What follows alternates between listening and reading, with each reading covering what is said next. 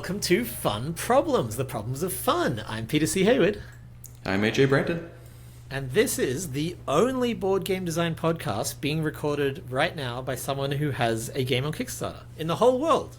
It's the only one. Who has a game on Kickstarter? I don't have a game on Kickstarter. I have a game on Kickstarter, AJ. Oh, of course. Robotopia, which we've actually talked about extensively on the podcast, is currently on Kickstarter. And you can go check it out in the link that AJ will put below in the show notes. There is also, if you're watching and not listening, there's something pretty unusual happening, which is that for the first time ever, AJ and I decided to wear clothes while recording. And for the first time ever, I'm not blue. Yeah, AJ's not blue. I am a little blue. No, I am midway between the blue beard. It's not as natural as you might have assumed. Maybe he's born with it. Maybe it's hair dye.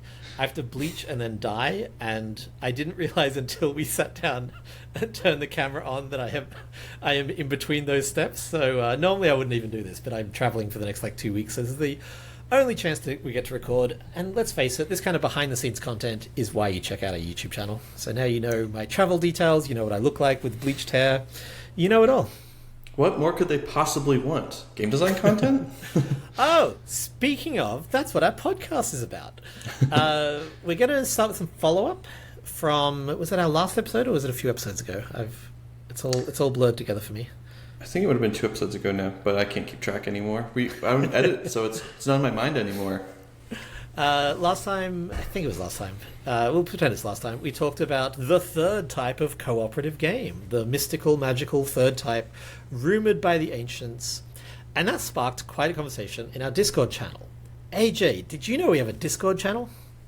I did, and I joined it because I actually care about the podcast, unlike you, Brian. There's a Brian out there who's not in our Discord. Please join. We could use more Brians. It is, yeah. This episode is that part of this episode is just for you, Brian, to make you feel guilty. So yes, the Discord, very active, very lovely community. Lots of conversation about game design. Had many thoughts on the types of cooperative games. Do you want to summarize the position that people, not position, but what were people saying, AJ? Well, I think the main thing is you presented a few different types of structures for cooperative games, and everyone rightly pointed out a bunch of different games that don't follow those very, very rigid structures you set out. But do you want to sort of clarify a bit of your position as to why you gave those structures? So firstly, I don't know if anyone actually pointed out any exceptions. I kept asking for them, and I don't remember seeing any, but they might have been there and I just missed them. I'm not trying to create a taxonomy that splits all cooperative games. It's more of a thought experiment, so I may be getting too defensive. I'm very caffeinated right now, so if I'm a little, that's why. I wasn't trying to create a strict taxonomy that every cooperative game is either a mammal or an invertebrate or whatever. I was just saying that if you look at the market, if you look at the games out there, almost every cooperative game falls into one of two categories, which is an extremely strict formula. So it is quite strict. And that's not because I'm the natural way for games to evolve is A or B. I'm just saying, if you look at Pandemic, Spirit Island, Flashpoint Fire Rescue, dozens of others, Forbidden Island, they all follow this really specific structure. And I don't think that's a coincidence. I think there's something about that structure, whether it's familiarity or just an inherent way that it's built, that in the same way as if you look at Hollywood films, they all follow a 3-act structure. That's not because someone in Hollywood just is you got to do this or I'm not going to sign your film. It's because the human brain seems to just like that pattern. And so I thought it would be helpful to identify that pattern and say, look, this is how most successful cooperative games are. And if they're not, they tend to be this. So it's less a taxonomy and more an observation that is hopefully useful to designers, because then, as you said right before we started this call, if your game's not working and it doesn't fit one of those patterns, it might be worth being what if I apply this pattern? In the same way as if a screenplay isn't working, there's going to be a lot of screenplay talk in today's podcast, by the way. If a screenplay isn't working and you just can't get it to work, it might be worth reading a book on 3-act structure and applying it and seeing if that solves the problems for you. Yeah, and I think it's also a good sanity check. When you're able to look at your game in those sorts of terms, you are saying, this is the fires. Are the fires successfully drawing my attention away from the primary goal? It's a really helpful sanity check to think about your game in that structure. In the same way, I think that the structure versus content episode that we did helps you identify where your problem actually is. And I think just having the language and the understanding of what the game is and its different systems is a lot of value to me and to hopefully all of our listeners. Yeah. And then the third type, I realized that this was the framing we used. It wasn't meant to be like, and that is all games, but just like, this third type has also started to be successful. What lessons can we learn from that? How can we apply that? So some of the cases people were making was that like games can be split up in different ways or this or that, and people were trying to take mine and tweak them, and I'm like, that absolutely do what you like. But my point is not a definitive taxonomy. It's just like, here are some structures that work. See if these models are helpful. And I think you and I are both on the same page as we don't want to spend our days just delineating, splitting all these little hairs and everything, because just like your example earlier, like we can come up with this framework for what a mammal is, but then you look at a platypus and you're like, well, that doesn't quite fit. Do we spend all day arguing whether or not that's a mammal or whether or not it needs to be its own category on its own, or can we just move on with our day? Some corners of the internet do. Right. But I think that genre markers, our topic for today, is really helpful in allowing people to have the language to communicate clearly what games they're working on, what games they like. Think about genres in a slightly different way, perhaps, while not having to get bogged down in the minutiae. What an excellent segue in today's topic. For, I think, the third episode in a row, we're doing a Peter-led episode, which is so rare in this podcast, but so common in the last 2 months for some reason. And I wanted to, in my head, the title for this episode is Rethinking Genre. Because I have been doing a lot more thinking about genre. In fact, we both went back and listened to our old genre episode, which was not nearly as bad as we remembered it being. Right? We both independently listened and independently reached the conclusion of like, oh man, we've been hating on that episode for not nearly enough of a reason. I think like there were some bad parts of the episode, and I just edited them out. So everything that's in there, I stand by. And I think thinking about we also thought that was the genre marker episode, and it's not. What were you saying, Say? Oh, dude. I was just saying, I think that the aesthetics of play that we were bringing up, like we really did talk about different ways to think about genres, and I think that it is a really useful episode. I'm going to stop telling people to skip it now. Yeah. Now we just got to tell people to skip the parts of previous episodes where we told them to skip it, and then we're all caught up. It's fine. Perfect. It's like in About Time, how he can't go back in time past a certain point, but he can go back in time past a certain point if he then goes back in time and stops himself from going back in time a certain point. If you haven't seen that film, that's a very strange and obscure reference. Okay, rethinking genre. I've been thinking about genre a lot, AJ, so I'm going to do my classic Peter-led episode thing of asking you some questions to get your opinion before you know what my thoughts are. Let's go with 5 board game genres. Actually, let's start more broadly than that. What are 5 movie genres? Not more broadly. Let's start off topic. Action, comedy, romance. This is already interesting because it's like, does sci-fi count as a genre, right? Oh, question. Or is that just a setting? And let's do horror. Okay. What are 5 genres of board game? Also interesting because, again, does Euro count as a genre? Let's go with yes. Let's say Euro, yep. I want your genuine, like, I'm not trying to trick you. I just want to start the conversation by thinking about how we think about, by rethinking Peter's how we always rethink trying to trick me. I always have to stay one step ahead. You're lucky I can't hear you when you're that close to the microphone, so I don't know what you just said. So we'll go with Euro. We'll go with area control, social deduction. Let's do bluffing, and let's do take that. Okay, now here's my real point. Can you name 5 board game mechanisms that are also genres? Yeah, I'd be using a bunch of the same ones. Right. Yeah. I think it's really interesting, and I'll flag my fear up front. I don't know how useful this conversation is going to be, but they generally turn out useful, and if it's not, we can just not post it. I have been thinking a lot about genre lately, because when I'm not making board games, I'm also a screenwriter and I write novels. And novels and screenplays have very strict, not strict, very established is the word I'm looking for. They have very established genres, and if you want to succeed as a writer, understanding genre is key. It is paramount. It is so important. And I don't think board games has the equivalent, because I don't think I think we could name a few, but I don't think board games really do genres in the current culture, 2024 culture. I don't think we really have genres of board games, and I think people inherently want genre, and I'll go into why genre is useful, and we talked about this a little earlier, but I want to dive into it again.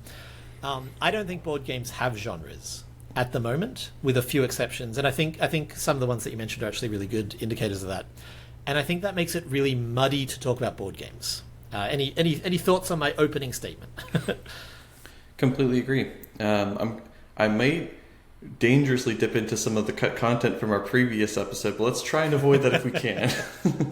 Yeah, then we'll have to tell people to skip this episode. So let's go to screenplays, because it's just so well established. A comedy is a genre, and we've talked about genre markers. Do you want to describe genre markers for people who haven't heard that episode, including us, because it wasn't the one that we tried to listen to? Yeah. So genre markers are identifiers of common elements within a game, or within a given genre. Sorry. Genre, yeah. So there was a famous game called Rogue. You may have heard of the genre roguelike, and that means it is like the game Rogue. It has those elements from Rogue that became its own genre. And there's actually a really famous summit of designers where they establish what individual parts of roguelikes make it a roguelike. And that is how I think of genre markers. It's you could say, well, it's missing this one little genre marker over here, but it's got all 7 of the other ones. Right. So the genre marker is a very strong indicator of whether or not something falls in a given genre. It's something that audiences would expect to see if they experience a piece of media that claims to be of the genre. And this draws from gender theory. So gender markers is what the term is sort of riffing on, which is, what is it to be a man? What is it to be a woman? We're not going to dive into that because that's two levels of off topic. But you can't just be like, well, here's a strict rule. Here's a strict set of rules of what it is to be feminine or masculine. Instead, you have markers, and if you follow a lot of those markers, then you are considered masculine. If you follow a lot of the feminine markers, you're considered feminine. But it's not like, well, you're not wearing a dress at this very moment, therefore nothing about you is feminine. Doesn't work like that. Same with genre. So in screenwriting, in film, a comedy, one massive genre marker is it makes you laugh. That is a very clear genre marker, and the key one, I would say, for that genre. And then there's, fantastical situations, happy ending maybe, because, comedy and tragedy were originally the two genres, the two formats of scripts back in Shakespearean time, and it just literally meant, does it have a happy ending or a sad ending? We've moved away from that, and comedy now means, is it funny? But another genre marker would probably be a happy ending, et cetera, et cetera. And if you go specifically into that genre, then there are little subgenres. So British TV shows will almost always, British sitcoms will almost always have an unlikable main character and fish out of water, surrounded by everyman. There's a whole bunch of stuff that is typical of that genre, and those are genre markers. And board games, and my theory, this is a lot of theory from Peter today. My theory is that board gamers tend to be more sort of rigid rules followers than, I'm going to say, people who watch movies. Just the self-selecting group of people who sit down and follow rules to have fun with their friends are more likely to like rules. And genre, especially, sort of is a step removed from that. Genre is wibbly-wobbly. Genre does have genre markers rather than clearly defined lines. And so that my theory is that because of that, board gamers tend to describe stuff by stuff that is literally in it or not. So when you're listing genres, I was curious if you would say worker placement as a genre, because worker placement is a mechanism. Oh, my Apple's giving me a little thumbs up. My Apple computer means that certain interactions create certain reactions on the thing. Sorry, audio listeners. So worker placement is a mechanic. Any game could have a worker placement mechanic. It's also sort of treated as a genre. You brought up, what was another one you said? Social deduction, I think, is more clearly on the genre side of things, whereas you didn't say push your luck. Yeah, bluffing, push your luck. Push your luck is a mechanism, and that mechanism inherently carries some genre to it. But I think board games doesn't have genre because we really want to be able to put stuff in very clean boxes, binary yes or no, and that's where the Euro debate it really starts to fall apart. Yeah, please jump pause on. for just one quick second. That's a very interesting point to bring up, push your luck, because I have realized over extensive game playing that I am not generally a huge fan of push your luck games, but I love push your luck as a mechanism in a game that's like more than just that one thing. Yeah. The example I think of is Feast for Odin, which has a dice rolling mechanism. In the middle of this big, heavy worker placement game, there's a push your luck dice mechanism. If anyone said, "Oh, Feast for Odin, that push your luck game," I'd be like, "No." This came up in a conversation on the Buttonshy Discord recently, where we were trying to list horror films, and someone said Hotel Transylvania, which is a kids animated movie with like wacky characters, and it is horror themed, but it's not in the horror genre. So for me, there was a really clear it doesn't have any of the genre markers of horror, but it has horror horror hat on, like a horror set of clothing. It would be like calling Portal a first person shooter. You shoot things from a gun from the first person, but it's a puzzle game. Right. And so video games actually I was going to dive into as an example of something where first person shooter is a genre and also a very literal description. Real-time strategy is a genre and also a very literal description. Role-playing is interesting because it's not a very literal description, but it is a genre. And then there's, puzzle game and so on and so forth. So I think board games and video games are obviously very linked. And they both have this overlap of treating genre and mechanism sort of synonymously. And I don't have a solution for this, and this is why I say I worry this is a useless episode, but I really wanted to dive in a little bit to what is the purpose of genre and what the absence of genre in board games does for us. Yes, please. Yes, genre theory is so big in screenwriting, so big in film studies, so big in novels and all that kind of stuff. And genre is really useful. Like these things don't come about just because of tradition. They come out, they may be formed because they're useful and kept for tradition, but there's always some element of usefulness in history, and I think genre continues to be useful to this day.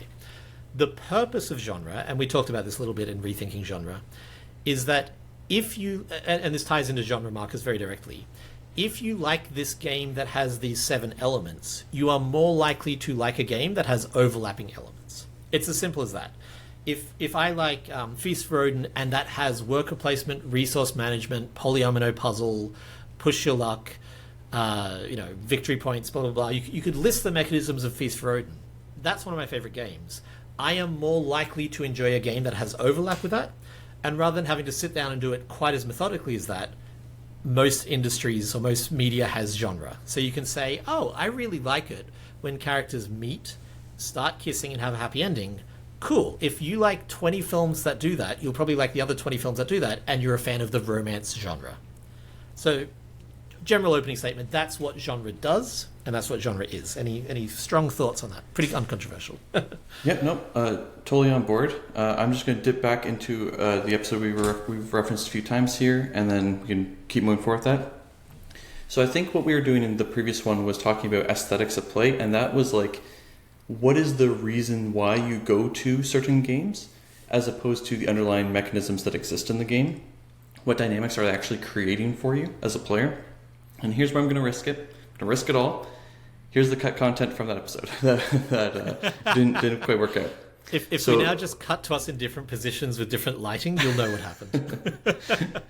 So the point I was trying to make that ended up having to get cut was simply that another way that BGG could represent this sort of thing for the user is, instead of just telling you there are dice in the game, or even like it's push your luck version of dice in the game, you could have something where it's dynamic based. So you have on one axis, think of the weight of BGG, right? If it's like a 1 out of 5, then it's a really light, easy game. If it's a 5 out of 5, super complex. So imagine the same sort of thing, but it's for player interaction. Is there a lot of player interaction? A little player interaction. Is the player interaction aggressive or positive? Is the game high luck or is it low variance? That's all I was trying to say, and we can just leave it right there. And I think we made it. I noticed you didn't mention any fruit in that at all, AJ. I didn't. That is a joke only for us. So, yeah, genre is really useful as a consumer because if you like romance, you're more likely to like other romance. And the reason I say it's almost vital as a creator is because as a creator, you are creating for an audience. And that audience can be you, and it can be your girlfriend, and it can be your mum. But more often than not, it's going to be for a broader audience than that. Especially like as the point of this podcast is to talk about, succeeding professionally, commercially, etc.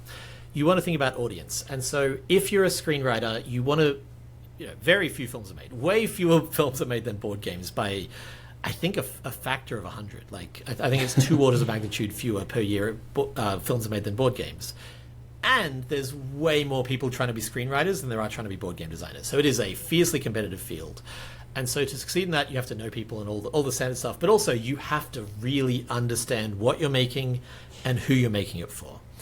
And so understanding genre gives you 2 kind of really active categories of tools as a creator, which is genre expectation and genre subversion. And this is what I mean when I say, like, we don't have this language in board games. I think to the detriment of creators and even to a certain extent to audience members. I'm going to use area control as an example. You listed area control as a genre. I believe you did. I might be misremembering. Yep. It is a mechanism that has a bunch of aesthetics attached to it.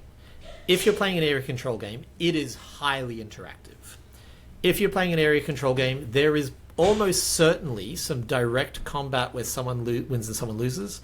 And there is almost always some level of randomness. Like, area control sort of inherently comes with a lot of these things included. Not always, but genre markers, these would all be parts of area control. If board games sort of had its own genres, we might not call it area control. We might call it something else. But for now, let's just pretend we still landed on area control as the name. My game coming up on Kickstarter in about a week called Vegas Strip, which you've done extensive playtesting for. I was about to be like, have you played it? Yes, you've played it almost as much as me, possibly not more. Yes, you're a developer. Would you? So first of all, do you want to give just a quick brief of how that game works? Sure. So it's a pretty pure, I would say, bluffing game where you've got these different casinos, and secretly one of them is rigged. So you'll be able. So whoever wins that casino with the most area control is going to score a bunch of points there. But inherently, you're not able to put the full amount of your strength into that location. So you have to be sneaky about trying to win. You have to win it when you are at a disadvantage from other people being able to play stronger tiles to that location.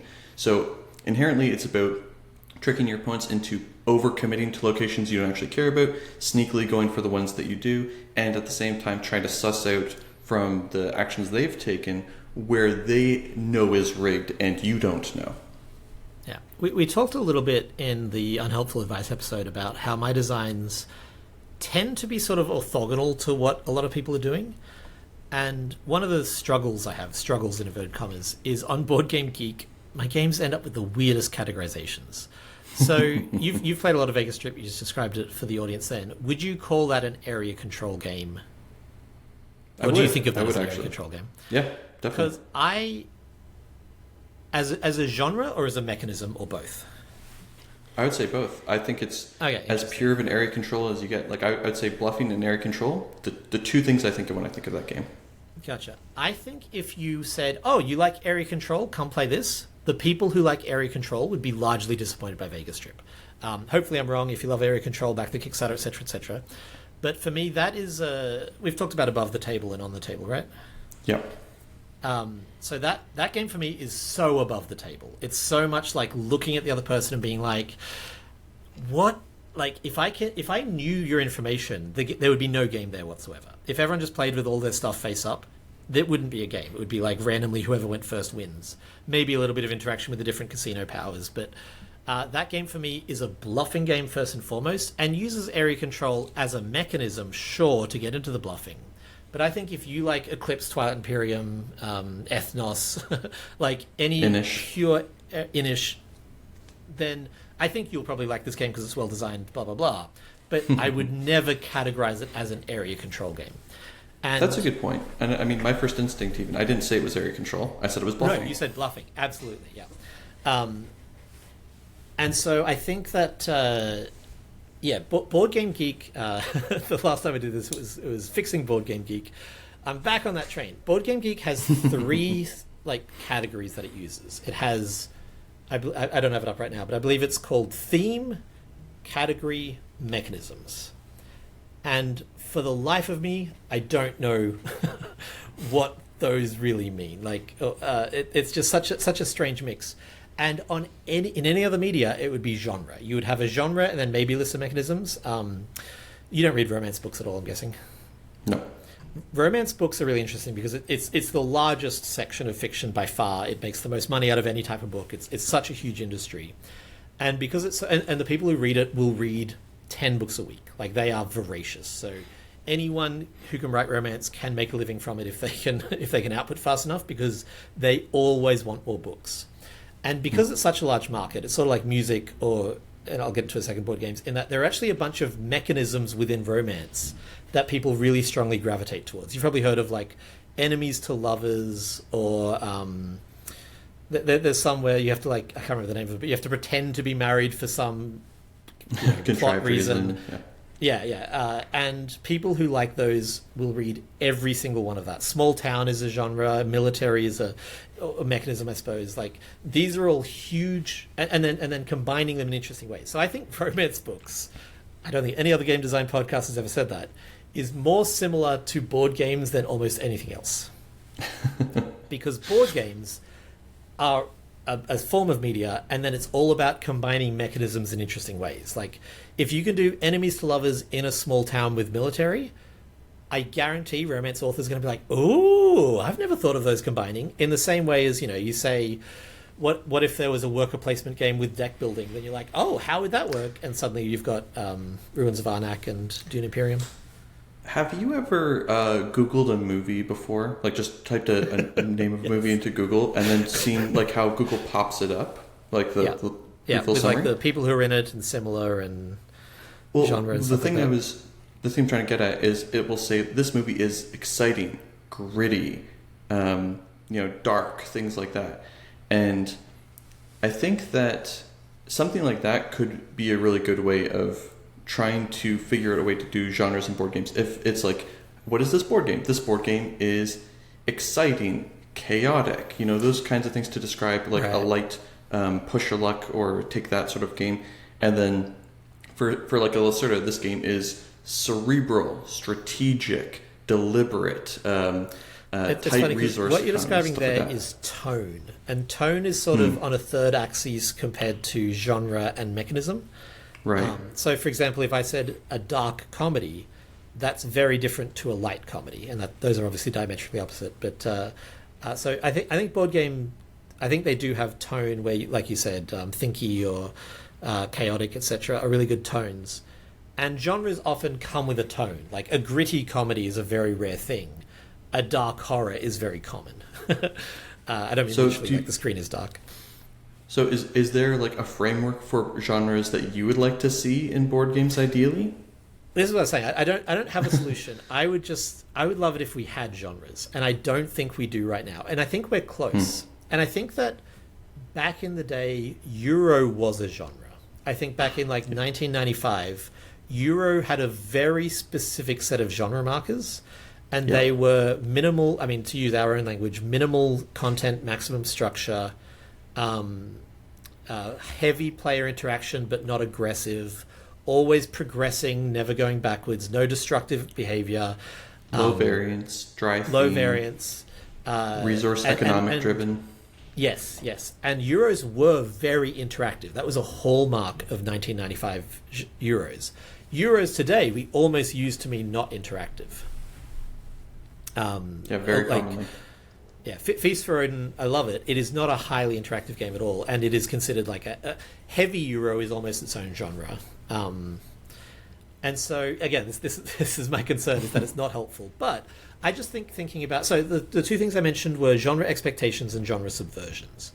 And I think we do this to a certain extent, where, you know, romance, as much as like a comedy almost needs to be funny, romance needs a happy ending. I'm talking about the book genre here. If you don't have a happy ending, you are going to genuinely anger your readers. Like, people who go into romance want to know that it ends happily so they can like relax and enjoy the ride. And no matter how horrible, intense things get in a darker romance, they know that the guy and the girl are going to fall in love, and their love is going to improve them both, and they're going to be together forever. There's sort of a subcategory of that which is called happily for now, where it's not a happily ever after, but like they still end up happily. And if you fall and if you're writing that, the romance readers want it explicitly labeled. They want to know going in that this is a happily for now, because even that is enough that it breaks the genre for them. And so genre expectations in other mediums too are really important, but I think comedy, make you laugh, and romance, happily ever after, are the key ones. And I think if we had the tool, I think if we had the tool of genres in board games, then it would be easier to meet genre expectations. Without that, what do we do? And I think we do similar things. We just don't have that convenient framework, model, and language. Yeah, I definitely feel that. And I think it was even in the episode that we did the first time for Fixing BGG, where I mentioned specifically recommending Nightfall to people who are really into deck builders, because I'm like, well, if you play all these deck builders, you must really be able to enjoy this one. And it's like, no, it's because it's not hitting the notes that they expect from deck builders, because it's too elaborate and too complicated, has all this extra stuff. And what they were going to for the deck builders was the lighter, faster churn through your cards and that sort of thing. There is a famous thought experiment by Richard Garfield. I think it's called Random Chess. Do you know if that's the name of it? Yep. The idea is basically it's a new game called Random Chess. You play a normal game of chess, and then once one player has checkmated the other player, they roll a die, and if it's a 1 through 5, they win. If it's 6, they lose. And it was a thought experiment on like what it is to be a I think it was chance first determinism or whatever it was. But it's really interesting to examine in the point of view of genres, because abstract, I think, is almost as close to a genre as board games has. Abstract, people who sit down to play an abstract, they have a lot of very clear expectations, and if you break those expectations, you'll hear about it. So Random Chess is technically an abstract game in every way, except for the dice roll at the end. And I guarantee, aside from the fact that people who play chess would be like, well, I'll just play chess, I guarantee that people who play abstracts would hate that change because it subverts their expectation of the genre. You look like you have I know someone who he was really into abstract strategies, and I was like, oh, have you played Santorini? This is ages ago, back when Santorini was new. And he was like, oh, well, the thing is it's only an abstract strategy with some of the rules. Some of the rules make it not an abstract strategy anymore. Right. So to your point, that's a genre markers sort of thing. Yeah. That Time You Killed Me. So I'll get onto That Time You Killed Me in a second. But understanding genre expectations mean that you have a much better chance of delivering to your audience. And as I was saying, that's kind of the focus of the podcast. So like, if you know what people who, again, we don't have genres, so I'm just going to have to use mechanisms in its place. If you know what people who play a hidden movement game are expecting, you can design something that will satisfy those expectations. If you know what people who want to play a bluffing game are expecting, you can deliver those expectations. Well, and part of it too is when you have something that sort of is more different than the genre typically is, it can be very difficult to communicate that to your potential customers. Like when I worked at the board game store and I had someone come in and would ask about a game that didn't very neatly fit into one of these established mechanisms/genres, it would be very hard for me to be able to talk to them about how it was different to the other ones. It was very hard for them to be able to grok it, because to them it was like, all deck builders are this thing. So what are you saying? It's right. What are you saying? It's a deck builder anymore. Yeah. Yeah. The flip side of that is subverting genre expectations, or genre subversions. And again, this is a really important, useful tool for creators. If I'm writing a comedy and it's just ha-ha funny the whole way through, great, but it's probably not going to find an audience, because in screenwriting, just like in board games, you need to differentiate yourself from what already exists. And the way that you can do that is by subverting a genre, but in a way that still meets the genre expectations of the people who like it. And this is a really tricky balancing act at the best of times. I'm going to do another podcast first. I'm going to share one of my screenplay ideas. It's an action film about a woman who's working at a big company, and she gets a text message that just says "run," and she immediately leaves the building. And we find out over the course of the movie that she had a secret life as a spy 10 years ago. She left that life. She got married, settled down, had kids, and has an old contact who's like, if they find you, I will warn you. And that's what that text message is. So for the rest of the film, she's just like, it's very Kill Bill, or the Shane Black film, The Last Kiss Goodnight, I think it's called. John Wick, it's in that genre. So it would meet a lot of those expectations. The subversion that I haven't mentioned is that she is 8.5 months pregnant. And immediately it stands apart from every other film of that kind of hyper-specific genre of past life of assassin catching up with you. And you can immediately see how, even though it meets all the genre expectations, you're going to watch that differently to John Wick. Does that make sense? Yeah, 100%. Sounds like a cool movie. Can't wait to watch it. I really want to make it. I keep making board games instead. What a fool.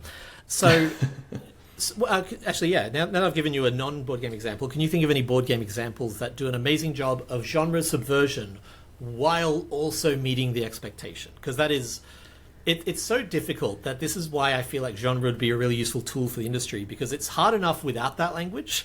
Sorry, it's hard enough with that language. Without that language, we're sort of groping around blindly.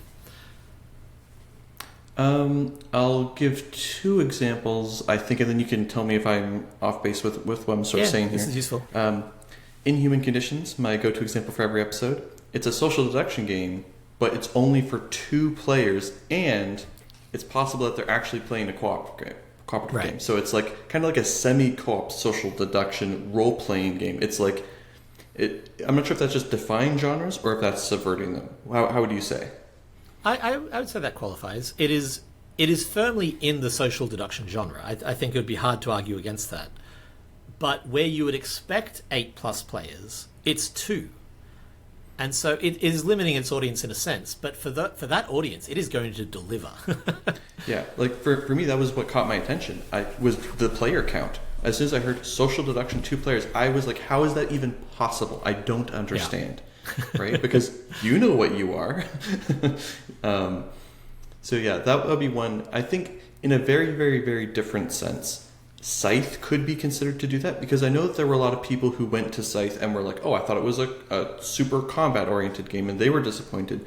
But I think for a lot of people who are more Euro-minded, they went into it and they were like, oh, yes, it's got combat, but it's like a Euro-y combat. And I think that is almost a perfect example. I think that's exactly what I'm talking about. It is a Euro, and it delivers on the expectations of Euro in every way.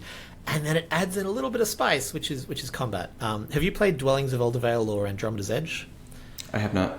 I just played Andromeda's Edge for the first time the Monday before last, and it's a worker placement game. If someone else goes to your worker space, you resolve it as normal, and then only one of you stays on the board. You have a little dice fight. One of you goes off the board, the other one stays on the board. And this matters for 2 reasons. One is that the worker placement is a spatial thing, so you can only place adjacent to where you have a worker. If you have none, you can place anywhere. So if I'm trying to set up a chain of 3 actions, I might go 1, 2, and if someone takes my second one off the board, cool, I can't go to that third one anymore.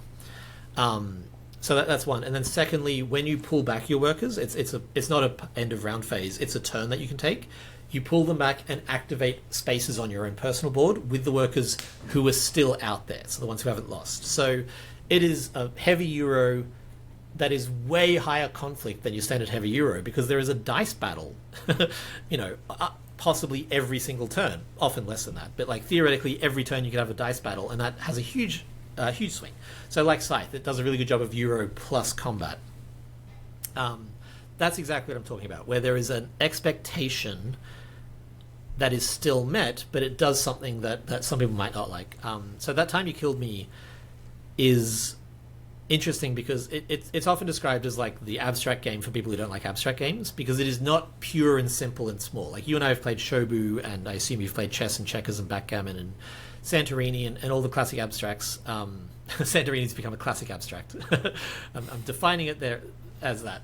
They are very contained. Santorini has the deck of player powers, but you can play without that and it's still a pure abstract. And, chess, checkers, Shobu don't have that. They have 3 rules and a board and you just go. That's it. It's a pure abstract. That Time You Killed Me adds a bunch of wacky stuff in.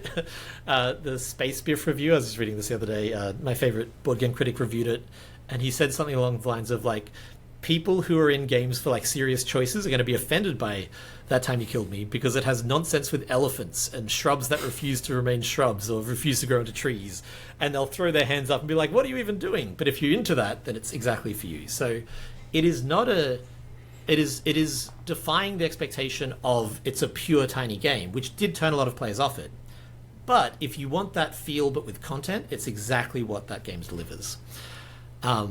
So yeah, genre expectation and genre subversion, we have equivalents of. We have we've gotten there the long way, but I just feel like we're missing that direct language of, this game is an abstract and here's what that means. I'm gonna make a small complaint right now about Board Game Geek, and this is why I said this episode could be called Rethinking Genre (Fixing BGG). Really rolls off the tongue. Do you know what the number 1 abstract game is on Board Game Geek? No. Should I guess? Cascadia. Okay. Now, because we don't have genre, we instead have 2 definitions of abstract. One is absent of theme. One is that it's abstracted theme, and the other is that it's I don't know how, combinatorial is the way that's normally described. Cascadia has neither of those. It has a theme that I guess it's abstracted as much as any Euro is abstracted. It's but all board games are abstract. We're still just moving meeples around. And it is in no way combinatorial, which is a specific mathematical term about taking turns and lack of luck. It is a game. It's a brilliant game. I'm not dissing the game. It's a game where 3 random things are drawn, and then 3 random things from another one are put out, and you take turns drafting them and adding it to your tableau. In no way does that satisfy people who like the genre of abstract. The things that you're drawing are animals and different parts of woodland in the Cascadia region of the US. In no way is that an abstracted theme, but because we don't have a genre, it sort of technically comes in and reaches the top. I would call it a light Euro, and I think everyone would agree it's a light Euro. But it ticks enough of the boxes, it checks off enough abstract technical things that it's considered abstract by Board Game Geek, and it's number 1, which is insane to me. Yeah, it'd almost be like saying, yeah, sushi goes in abstract strategy. Right, yeah. I mean, you could absolutely say that, because it doesn't feel like you're eating sushi. But it's so high variance, and all the flat out games are like this. They have a very clean, simple system with very few rules, and then the sort of interesting decisions, and then I would call it a high level of variance. Calico is another one where if the right piece doesn't come out, you can't complete your Sudoku puzzle, or if the other player takes it, you just can't do it. And so those games don't work for me personally, but I can admire the design. I just don't think it's an abstract by any term except for a real technical definition. Yeah. So where does that leave us, Peter? I was hoping you'd have more of a response, so it wouldn't just be me ranting at the camera. But, no, as per usual, we agree. What an uninteresting podcast. You should have picked a different co-host. We have a game coming out through AEG that currently doesn't have a title, but we're working title is just Battle Bugs, where you are playing a 2-player dueling game in the style of Unmatched, using bugs on a little board, and you're moving around and attacking the other unit. I don't think you should ever call that an abstract game. I just don't think of it as an abstract game on any level, and yet if abstract, if you read abstract to be 2-player, there's 1 winner, cool, then you can kind of be covered by that. I was just going to say, one of the factions was directly inspired by Santorini, but it was also the least abstract part of Santorini. Yeah, if that shows up on the abstract list, that will be wild. But So I would say, like, exactly what you said. Like, it is no less an abstract than Cascadia is. Like, honestly. So I don't think that this is something that we can band together and solve. That's not how culture works. That's not how industries work. It would be nice. It would be nice if we had genres. And so in the absence of genres, and I'm going to go ahead and say we have an absence of genres in board games. In the absence of genres, how can you use the tools of genres as if you were screenwriting? And I think that's about understanding expectations for your style of game. Let's just say genre. For your genre, like, we don't have terms for them, but you could probably still create a bunch of genre terms. So work out what genre your game fits in, work out what the expectations are for that, work out what the subversions are for that. And I think that's a useful tool as a designer to be like, I'm going to do this. And often it's just like, I have a game called Fairy Garden. You haven't played this one, but it's a very simple Knizia kind of style. Like all my games, it kind of defies... it's a bidding game, but a spatial bidding game, and it's a set collection game, and I think it's pretty firmly a set collection game. And the subversion is just that it's a mechanism that no one's done. I think the fact that it's a bidding game with a spatial element, that's the subversion. It's that combination of mechanisms. And there is no genre name for it, but I could list 20 other games in this genre. So do that exercise as a designer, work out, like, what am I trying to make? I'm trying to make something that matches, in Hollywood, where I live, we call it comps, just comparisons, it's just a shorter way of saying that. What are the comps for your game? What is your game doing differently? Is it meeting the expectation of people who like those comps? I think that's the way of taking genre theory from another industry and sort of transplanting it into board games. I think that's the useful takeaway. And I think that also goes along with something that we said a few times before, which is when you're designing something, ideally you'll have about 50% of it being something familiar to your audience and about 50% being something new and unique, because otherwise why would they care about it? And right. If you're looking at and you're saying the things that we do differently and the things we do the same are things that are going to appeal to that same sort of person, but I know what I'm compared to, so I know what I need to do to subvert it and have a unique hook and a unique product, could be a useful framework. Before we move on to having fun, I was going to bring up Feast for Odin as a specific example for meeting all the genre expectations. Because if you like large Rosenberg worker placement games as a genre, let's call that a very, very small genre, then you're going to love Feast for Odin. And then the subversion is stuff like it has a push your luck element. It has dice. Those are little subversions. So that one is way more meeting genre expectations spectacularly than it is subverting it. But there are some like distinct and identifiable subversions in there, I would say. And how do you feel about like sandboxes like Western Legends? Would you say that is a similar sort of thing where it can offer a lot of different things to different people? I think sandbox is such a tiny genre. Like I can only really name 3 or 4 that exist at all. So I think it's one of the hardest genres to design in. Yeah, I think one of the hardest mechanisms to design. So I think the fact that you can do it at all is almost a subversion. People are like, whoa, it works and it's fun. So I think Western Legends like right. I think I don't know enough other sandbox games to be like, here's what it did differently. But I definitely think that just meeting genre expectations in that specific genre is so hard. Like time travel in film is probably similar. Like it is really hard to do time travel well. And again, time travel is a mechanism, not a genre. But if you're into that mechanism, then it's so hard to do like well that if you do it, cool, you don't have to worry about the rest nearly as much. Fair. Cool. Shall we have a little bit of fun? Yeah, you up for some fun? I like fun. You like fun? Okay, so I don't have this formed yet because I always forget to prepare these. I have been described when I'm in this bleach phase as young Santa, especially when my beard is all white. Right now, it's largely blue. This is the only reason the only reason I agreed to do it today is because I still have a mostly blue beard. What is an unusual? I already gave my answer in asking the questions. What is a descriptor of yours that has stuck with you or that you've always remembered? Man, I'm such a boring white guy. Like, I'm is that it? Boring white guy?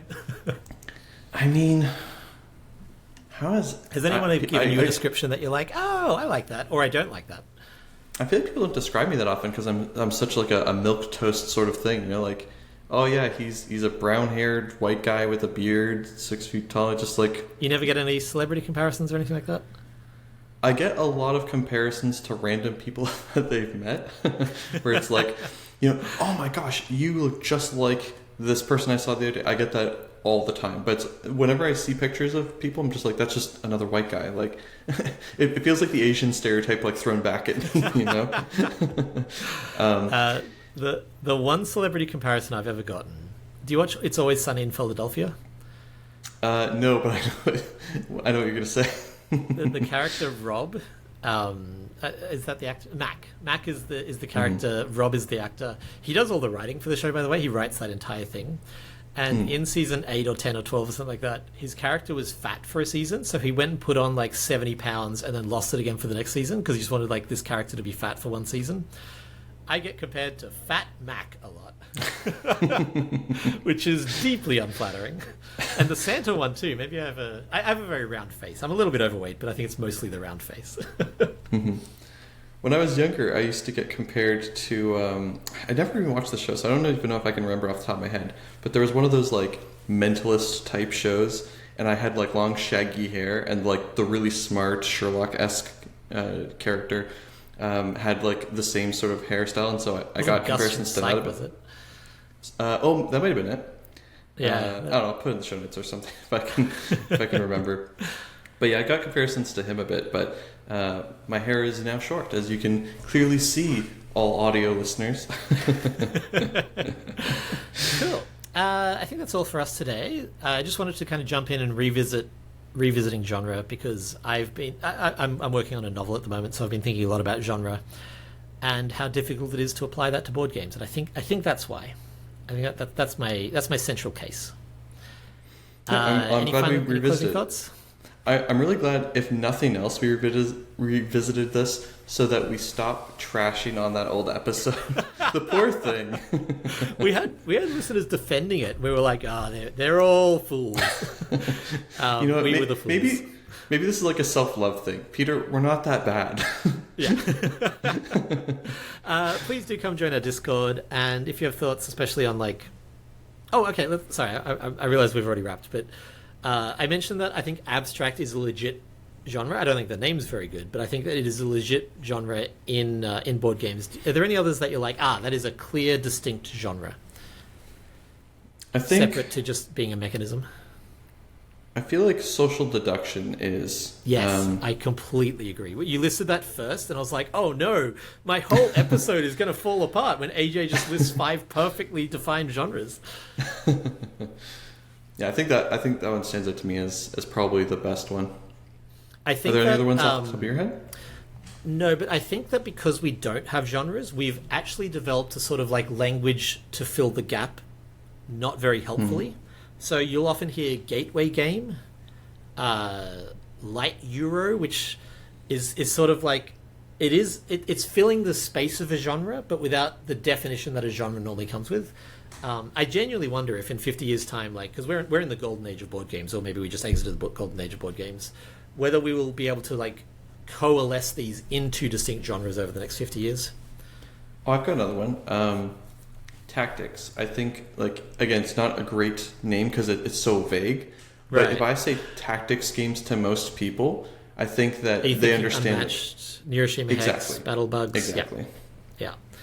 I think even though, and it's so wide, there's so many different things that fit into it, but I do think it's still a very useful term because it literally describes what you're doing, and it doesn't it doesn't imply that there's combat related to it. But again, I think as far as it goes, that would be for that genre. Completely agree. Come join our Discord or email us with other genres that we might not have thought of. And next episode we'll do a follow-up where I get where I just debunk it for 20 minutes. Sounds good. No, we really love the discussions that this kind of stuff engenders. Cool. Thanks so much, AJ, and we'll talk to you all later. Bye, everyone. Thanks for joining us. You can follow us on Facebook or Twitter at FunProblemsPod, or reach us via email at funproblemspodcast@gmail.com. We'd love to hear from you, and if you enjoyed the podcast, please tell a friend.